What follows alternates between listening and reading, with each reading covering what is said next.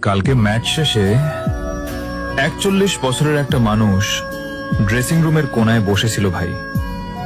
জার্সিটা ভিজে গেছে, ঘামে না, চোখের পানিতে। ২০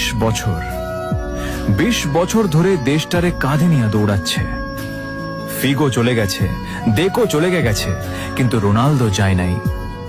কালকে ৯০ মিনিট ৪ জন মার্কিং টানছে, স্পেস বানাইছে, হাত দিয়ে ইশারা করছে, এই যে আমি ফ্রি। আর ওর টিমমেটরা বলও পায় নিয়া নিজের স্টার ভাবছে, ইগো দেখাইছে। রোনালদো রে, নিজের লেজেন্ড রে বল দেয় নাই ভাই। ক্লাবেও রাজা, ইউনাইটেডে বস, রিয়ালে কিং, জুভেতে লেজেন্ড। আর দেশের জার্সি গায়ে দিলেই একা হয়ে যায়। মেসির পাশে ডিপল দৌড়ায়, ম্যাক অ্যালিস্টার জীবন দেয়, আর রোনালদোর পাশে ইগো দাঁড়ায় থাকে ভাই। এটা দুঃখ না ভাই?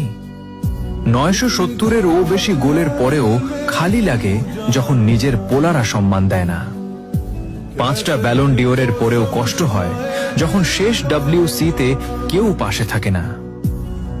কালকে ম্যাচ শেষে রোনালদো বুঝে গেছে, ট্রফি হয়তো হবে না, কিন্তু ওর চেয়ে বড় কষ্ট নিজের দেশের প্লেয়াররা ওরে বুঝে নাই।